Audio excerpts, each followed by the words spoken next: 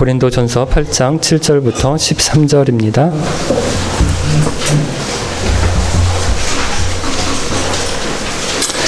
그런데 누구나 이러한 진리를 아는 것은 아닙니다. 사람들 중에는 아직도 우상을 숭배하는 습관이 남아 있어서 우상에 바친 음식을 먹을 때 그것이 우상에 바친 음식이라고 생각하며 먹는 사람들이 있습니다. 그 사람들의 양심은 약해졌고 더럽혀졌습니다. 그러나 우리는 하나님께 가까이 나아가게 하는 것은 음식이 아닙니다. 음식을 먹지 않는다고 해서 소외되는 것은 아니며 음식을 먹는다고 해서 더 이루어지는 것도 아닙니다. 그렇지만 여러분에게 있는 자유를 행사할 때 그것이 믿음이 약한 성도들에게 걸림돌이 되지 않도록 주의하십시오. 지식이 있다는 여러분이 우상의 신전에서 음식을 먹고 있는 것을 믿음이 약한 성도가 본다면 그가 용기를 얻어 그 사람처럼 우상의 제물로 바친 음식을 먹지 않겠습니까? 이렇게 되면 믿음이 약한 성도는 여러분의 지식 때문에 망하게 되는 것입니다. 그리스도께서는 바로 그 성도를 위해 죽으셨습니다. 이런 식으로 여러분의 동료 성도들에게 죄를 짓고 그들의 약한 양심에 상처를 준다면 여러분은 그리스도께 죄를 짓는 것입니다. 그러므로 내가 먹는 음식 때문에 내 동료 성도들이 걸려 넘어지게 되면 그 사람이 걸려 넘어지지 않도록 하기 위해 나는 평생 고기를 먹지 않을 것입니다. 고린도 교회가 바울에게 질문을 하는데 첫 번째 물어본 것은 결혼에 대한 거였어요. 지금 이런 혼란한 시기에 있는데 우리가 결혼을 하는 것이 맞는지 물어보았고요. 두 번째 물어본 것이 우상에게 바친 음식에 대한 건데요. 우상을 섬기는 제사 의식에 참석을 하고 우상에게 바쳐졌던 음식을 먹는 것에 대해서 고린도 교회에 있는 사람들이 서로 의견을 달리했다라는 거예요. 바울이 이 질문에 대한 답변을 8장부터 시작해서 어디까지 하고 있다라고요? 11장 1절까지 합니다. 굉장히 길게 대답을 하는데 그럼 왜 이렇게 길게 답을 할까요? 큰 원칙이 지식의 문제가 아니라 사랑의 문제로 접근해야 된다라는 겁니다. 지식으로 접근을 하면 어떻습니까? 우상은 아무것도 아니고 헛개비에 불과하다는 거예요. 그럼 이게 귀신이 없다거나 막 사단이 없다라는 말이 아니에요. 사단이 악한 영이기 때문에 우상을 통해서 역사할 수 있어요. 하지만 실제 우상은 다 사람이 만든 거기 때문에 헛된 겁니다. 오직 참된 신은 만물을 지으신 하나님 아버지와 우리를 중보해 주시는 예수 그리스도밖에 없다고 지난주에 말씀을 드렸습니다. 우상 자체가 신도 아니고 어떤 능력이 있는 것도 아니기 때문에 거기에 뭐 제사를 지낸 음식이라고 해서 거기에 어떤 나쁜 음식의 영향이 씌이고 이런 게 아니에요. 그러므로 지식으로는 얼마든지 먹을 수 있어요. 어떤 것도. 여기까지가 지난주의 말씀입니다. 그런데 오늘 본문 7절을 보면 누구나 이런 진리를 아는 것이 아니라고 하거든요. 어떤 사람들도 있어요. 7절을 이어서 보면 사람들 중에는 아직도 우상을 숭배하는 습관이 남아 있어서 우상에 바친 음식을 먹을 때 그것이 우상에 바친 음식이라고 생각을 하면서 먹는 사람들이 있다는 거예요. 그 사람들의 양심이 더럽혀졌고 약해졌고 더럽혀진다는 겁니다. 고린도 교회 안에는 예수 믿은 지 얼마 되지 않은 사람들도 많이 있었을 거예요. 여러분, 예수 믿은 지 얼마 되지 않은 사람들이 많아야 좋은 교회예요. 교회에 다 예수 믿은 지 10년 되고 20년 된 사람들만 모여 있으면 그 교회가 막 되게 성숙하고 좋은 교회일 것 같지만 그렇지가 않습니다. 이제 막 예수 믿기 시작한 사람들이 많아야 교회가 막 신이 나고 재미가 있어요. 우리가 명절에 가족들이 모여도 그 기쁨조는 다 누가 합니까? 꼬맹이들이 하잖아요. 애들이 하잖아요. 애들이 노래 부르고 춤추고 재롱 피우면 그게 집안에 웃음꽃이 피잖아요. 교회도 마찬가지입니다. 고린도 교회도요, 신앙이 어린 교인들이 많았을 거라고 보여요. 그러면 이들이 예수 믿기 전에 다 어떤 사람들이었을까요? 고린도에 사는 평범한 그리스인, 헬라인이었을 겁니다. 그럼 이들은 신이 하나님 한 분밖에 없다. 까마득하게 그걸 전혀 몰랐어요. 그리스 신화에 나오는 그 수많은 여러 신들을 다 믿었고요. 섬겼어요. 그래서 여러분 고린도에 가면요. 신전도요. 한 신전 하나만 있는 게 아니라 그 여러 신들을 모신 신전들이 많았던 거예요.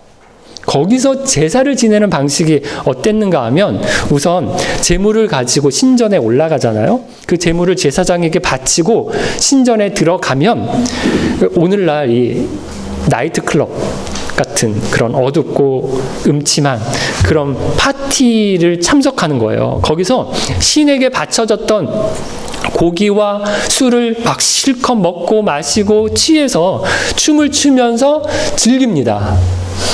그리고 난 후에 취해서 몽롱한 상태에서 뒤에서 기다리는 그 신전의 남자와 여자 사제들과 성적인 관계를 가지면서 쾌락을 탐하는 거예요.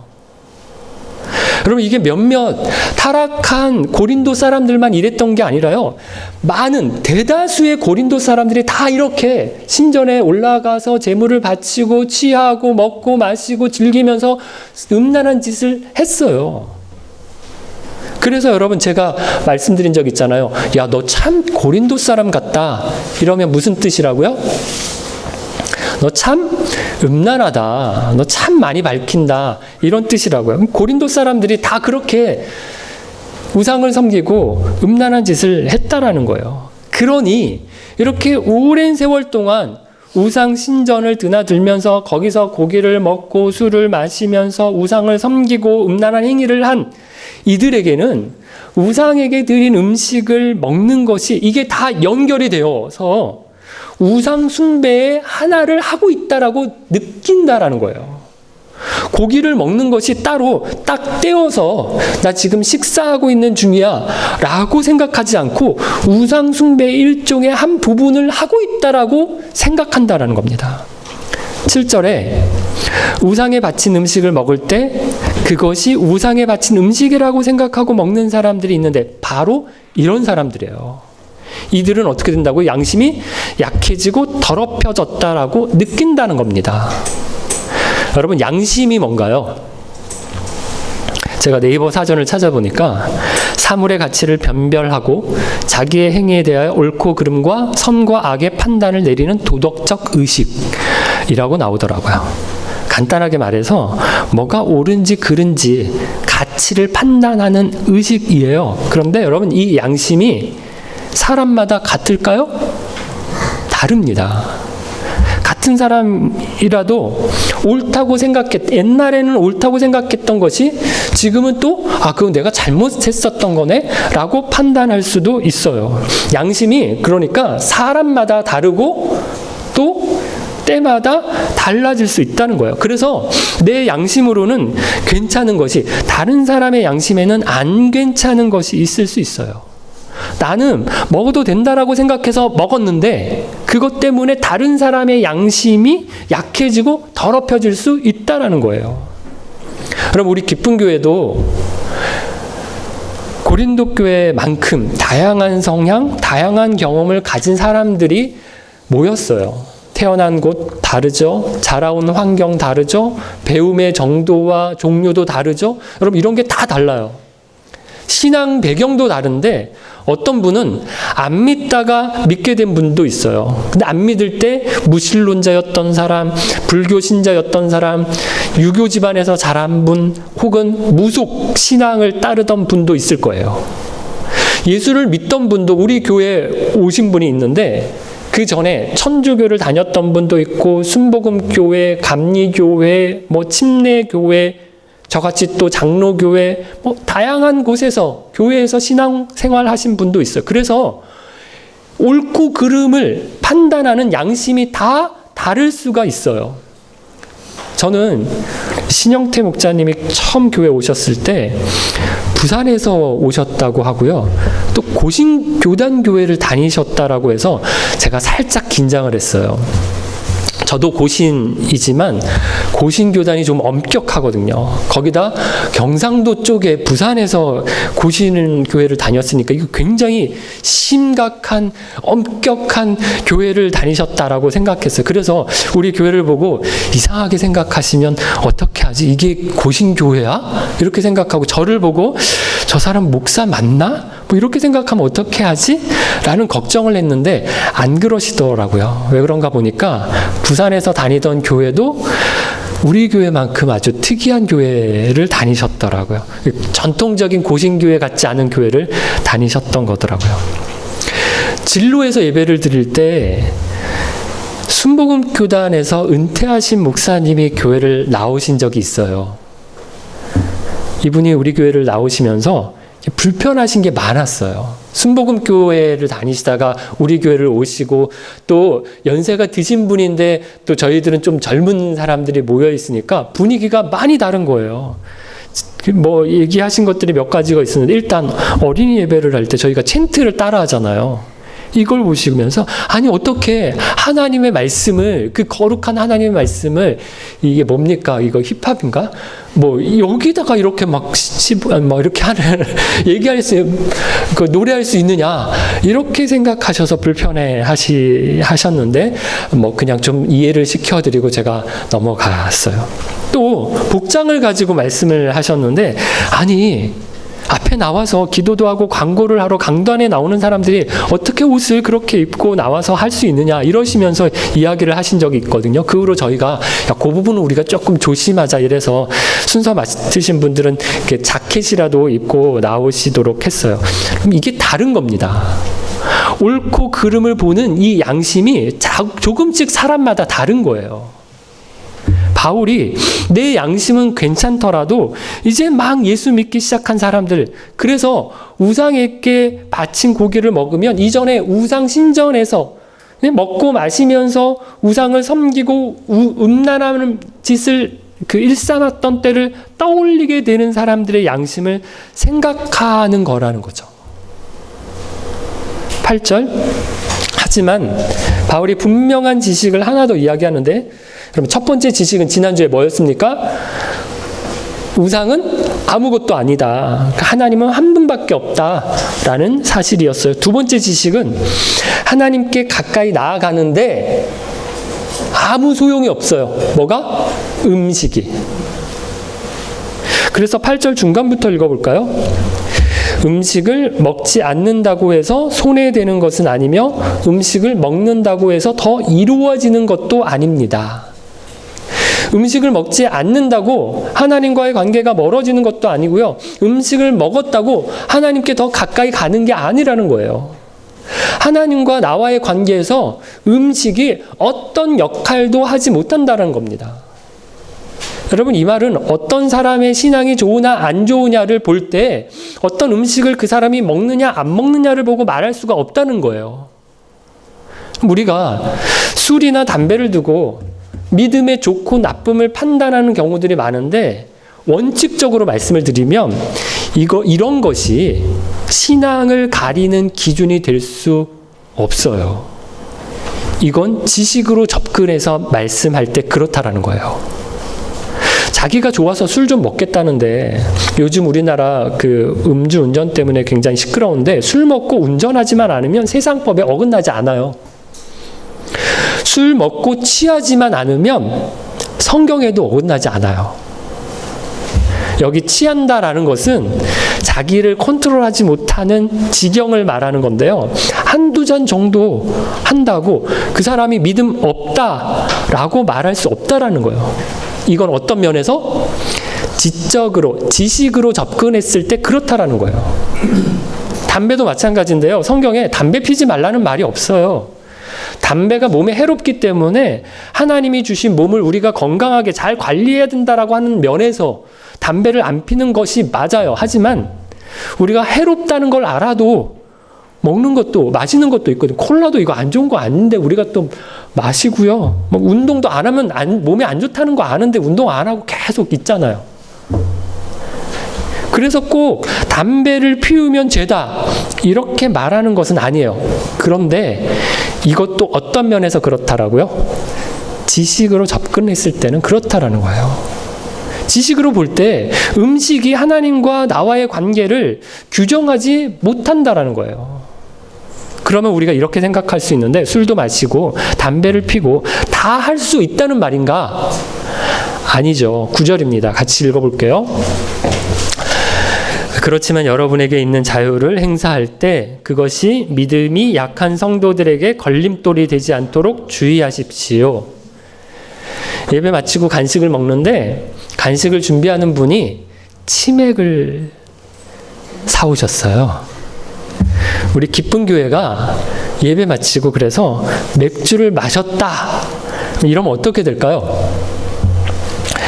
아마 모스크바 안에서 굉장히 큰 화제가 될 겁니다. 우리 교회를 잘 몰랐던 분들도 맥주 마시는 교회라고 해서 이렇게 소문이 날 거예요. 제가 종종 드리는 예지만 예배 마치고 제가 밖에 나가서 끝났다. 이렇게 한 대 태운다고 해보세요.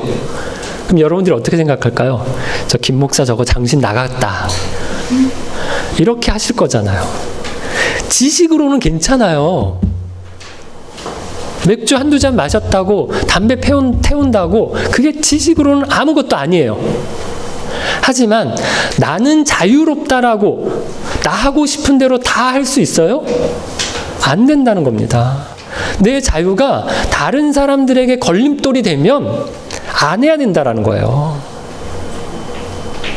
여러분, 제가 교회 분들끼리 만났을 때는 좀 조심하셔야 된다라는 말을 많이 드리는데요. 개인적으로 여러분이 술을 드시든지 마시든지 저는 그걸로 여러분의 신앙을 평가하고 싶지 않아요. 하지만 술을 먹느냐 안 먹느냐가 아니라 덕을 끼치느냐 안 끼치느냐는 것으로는 여러분의 신앙을 평가할 수 있어요. 술이냐 아니냐가 아니에요. 그 행동 자체가 어떤 사람들에게 걸림돌이 되고 덕을 끼치지 못한다라고 한다면 안 해야 된다라는 거예요. 10절, 걸림돌이 되는 당시 예를 보여주고 있는데 바울이 같이 읽어볼게요. 10절. 지식이 있다는 여러분이 우상의 신전에서 음식을 먹고 있는 것을 믿음이 약한 성도가 본다면 그가 용기를 얻어 그 사람처럼 우상의 제물로 바친 음식을 먹지 않겠습니까?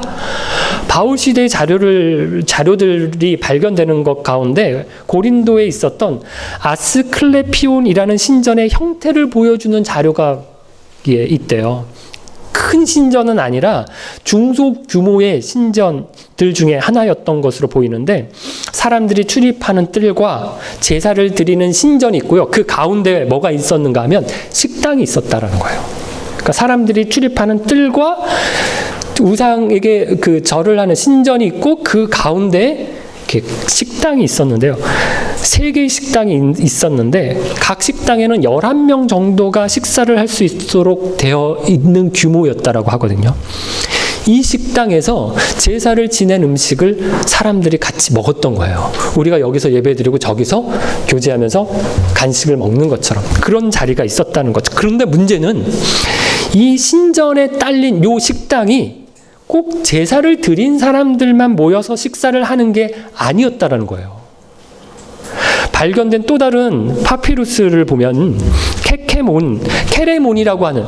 케레몬이라고 하는 사람이 어떤 사람에게 식당에서 만나자라고 초청장을 보내는 것이 발견됐는데요. 이렇게 되어 있어요. 케레몬은 그대를 내일 사라페이온 신전, 이 사라피스라는 시인을 모시는 신전이래요. 사라페이온 신전에서 주이신 사라피스의 식탁에 참여하도록 초청합니다. 이런 초대장이 나왔다고 하거든요. 우리가 사람들 만날 때 야, 내일 신라에서 6시에 보자. 카톡 보내잖아요. 이런 게 발견된 거예요. 파피루스 자료가. 그러니까 당시에 사람들이 쉽게 밥 먹던 곳이 어디예요? 신전에 딸린 식당이었다라는 거예요. 왜 그럴까요? 거기가 당시엔 정육점이에요. 고기가 다 글로 모입니다. 신전에. 그리고 제사 지낸 그 고기가 어디로 와요? 식당으로 오는 거예요. 거기서 요리를 해서 사람들이 먹는 겁니다. 저 이번에 여름에 한국 갔을 때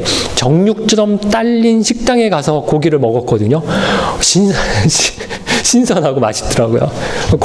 정육점에서 고기도 팔면서 거기 식탁으로 해가지고 이렇게 삼겹살 구워주는데 굉장히 신선한 고기였던 거죠. 고린도에 있는 식당 중에 얼마만큼이 신전에서 직영하는 식당인지는 이게 불확실하지만 상당수의 식당이 신전 직영 식당이었다라는 거예요. 이러니까 고린도 교회 성도들 중에도 사람을 만나려고 가고 어떤 모임이 있어서 가면 어딜 가요? 신전 식당에서 음식을 먹을 일이 자주 있었던 거예요. 꼭 신전에 제사하러 가지 않아도 신전 식당을 이용할 일이 많았던 겁니다.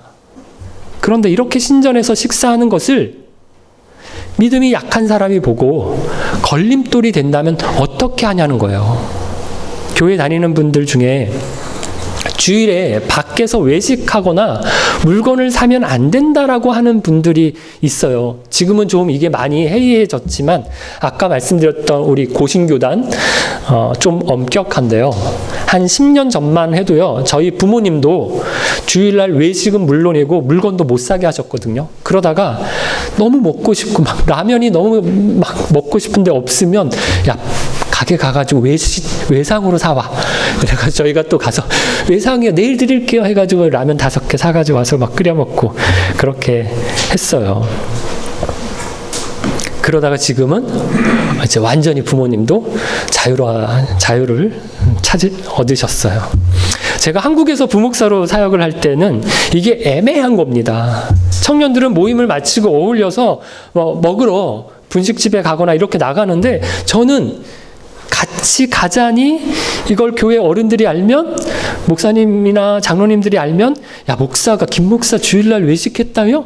뭐 이러면서 제가 또 이렇게 혼날 것 같고 안 가자니 청년들하고 이렇게 교제가 안 되는 거예요. 이게 고민이 되었어요. 그러다가 제가 생각해낸 게 뭐라고요?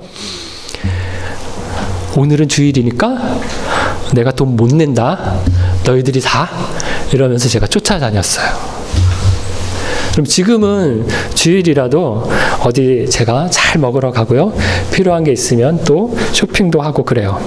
그거 가지고 시험에 들고 그러실 분이 이 기쁜 교회 안에서는 제가 봤을 때는 없는 것 같아요. 다 잘하고 계시는 걸로 보여지기 때문에 제가 그래서 이런 눈치 안 보고요. 저도 잘합니다. 하지만 만약에 한국에 가서 목회를 해요. 그것도 경상도 조금 센 고신교단에 가서 목회를 한다고 하면 어떨까요? 주일날 저는 외식도 안 하고 사지도 않을 거거든요. 여러분 이게 제가 위선적이고 이중적이고 외식을 하는 거냐? 물론 그렇게 볼 수도 있어요. 근데 교회에 맞추고 사람들에게 맞추는 거예요.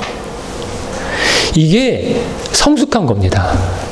나는 자유로우니까 내 마음대로 한다. 그럼 이게 미성숙한 거예요. 내 양심이 제가 아니고 떳떳하다라고 해서 행동을 해도 나 때문에 다른 사람이 걸림돌이 되었어요. 그러면 그게 죄라는 겁니다. 왜 죄가 되는가 하면 11절, 12절 말씀인데 같이 읽어볼게요. 이렇게 되면 믿음이 약한 성도는 여러분의 지식 때문에 망하게 되는 것입니다. 그리스도께서는 바로 그 성도를 위해 죽으셨습니다.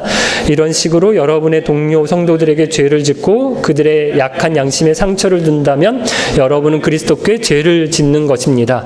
2가지 죄를 지었다라고 합니다. 첫 번째가 내가 망하게 한 사람이 누구라고요? 그리스도께서 그 성도를 위해 죽어주신 형제라는 거예요. 그리스도의 죽음을 헛되게 하는 죄를 지은 거라는 겁니다. 그리고 꽤 큰 거예요. 예수님의 십자가 죽음이 얼마나 놀랍고 대단한 일인가요? 그런데 그 엄청나게 그 숭고한 예수님의 죽음을 헛되게 한 책임이 나 때문이다라는 거예요. 2번째, 동료 성도에게 죄를 짓고 그들의 양심에 상처를 준 게 곧 누구에게 한 것과 같다라고요? 그리스도께 죄를 지은 것과 같다고 합니다. 이건 마치 마태복음 25장에 예수님이 누구든지 가장 작은 자에게 한 것이 곧 내게 한 것이요 가장 작은 자에게 하지 않은 것이 곧 내게 하지 않은 것이다라고 말씀하시는데요. 이 원리가 여기서도 그대로 적용이 된다라는 거예요. 내 지식대로 한 행동이 형제를 망하게 하고 형제의 양심에 상처를 준다면 그게 단순히 형제에게 죄를 지은 게 아니라 그리스도와 연결이 돼요. 그리스도의 죽음을 헛되게 하고 그리스도에게 죄를 지은 것과 마찬가지다라는 겁니다. 그래서 바울이 뭐라고 합니까? 13절입니다. 읽어볼게요. 그러므로 내가 먹는 음식 때문에 내 동료 성도들이 걸려 넘어지게 되면 그 사람이 걸려 넘어지지 않도록 하기 위해 나는 평생 고기를 먹지 않을 것입니다. 제가 양심적 채식주의자라고 오늘 설교 제목을 하려고 했다가 마지막 주보를 보내는 순간에 바꿨어요. 양심적 병역 거부자라는 말을 들어보셨죠? 여호와의 증인에 속한 사람들은 손에 총을 들고 사람을 죽이는 것이 종교적 신념 때문에 거부한다. 이래서 그 병역을 거부하잖아요. 이번에 이 양심적 병역 거부를 대법원에서 인정을 했고요. 지금 논의가 이 대체 복무, 이런 사람들을 어떻게 대신 복무시켜야 될지에 대한 논의를 진행하고 있는 중인데요. 저는 고기를 먹지 않아야 된다라고 하는 사람들이 이 양심적 채식주의자들이다라고 생각을 해요. 물론 이 사람들이 좀 지식이 좀 부족해서 우상은 아무것도 아니고 음식 가지고는 하나님하고의 관계에 아무런 영향이 없는데 그런 걸 잘 몰라서 신념을 다른 신념, 우상에게 바쳐졌다라고 그러면 더럽혀졌다라고 하는 그 신념 때문에 안 먹는 거지만 고기를 채식주의를 선택한 거지만 어쨌든 종교적인 신념 때문에 우상에게 바쳐진 고기를 안 먹는다라는 거니까 양심적 채식주의자라고 볼 수 있어요. 그런데 13절을 보면 바울도 고기를 먹지 않겠다라고 하거든요. 채식주의를 선택하는데 이 앞에 얘기했던 그 양심적 채식주의자들과는 좀 달라요. 앞에 고기를 먹지 않겠다라고 한 사람들은 고기가 우상에게 바쳐져서 그거 더럽혀졌기 때문에 안 먹겠다라고 한 거잖아요. 바울은 그것과 상관없다라고 생각을 해요. 하지만 형제들 때문에 내가 고기를 먹는 것을 보고 동료 성도들이 걸려서 넘어지게 될 바에는 차라리 고기를 안 먹겠다라는 거예요. 같은 채식주의지만 신념이 조금씩 다른 겁니다. 우상에게 들여져서 더럽혀졌기 때문에 안 먹겠다. 나는 이 바울은 형제에게 걸림이 된다면 안 먹겠다. 이유가 다른 거죠. 사랑하는 깊은 가족 여러분, 오늘 본문에서 바울은 지식보다는 사랑의 문제로 접근해야 한다라고 가르쳐요. 하지만 계속해서 지식을 언급합니다. 우상은 아무것도 아니다. 음식은 하나님과의 관계에 아무 효과가 없다. 효력이 없다. 지식을 계속해서 가르쳐요.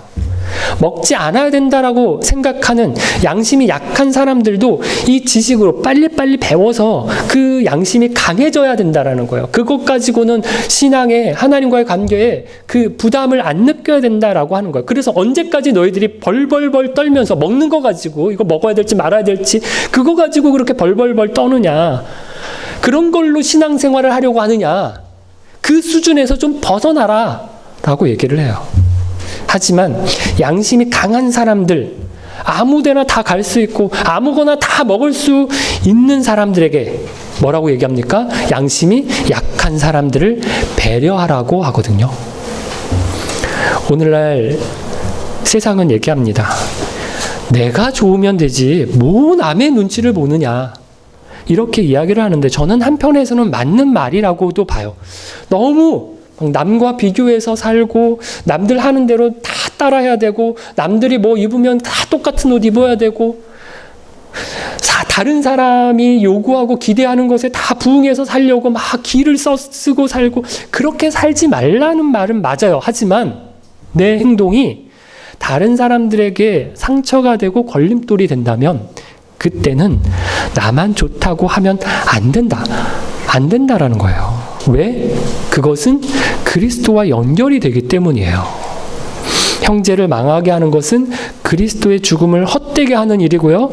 형제에게 죄를 짓는 것은 곧 그리스도께 죄를 짓는 일이기 때문입니다. 바울은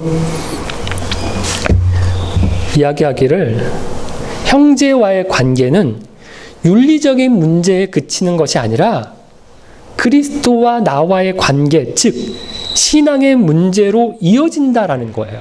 그건 윤리 문제 차원을 넘어서서 신앙의 문제라는 겁니다. 그래서 바울이 어떻게 하겠다라고요? 평생 고기를 먹지 않을 각오를 이야기하는 거예요. 나는 얼마나 내 동료인 형제와 자매들을 생각하는지, 내 말과 내 행동이 형제에게 걸림이 된다면 내 권리, 내 자유를 얼마만큼 포기할 수 있는지, 그렇게 희생할 수 있는지 자신을 돌아보았으면 좋겠어요. 그리스도께 하듯 형제와 자매를 대하겠습니다. 다짐하시는 저와 여러분 되시기를 바랍니다.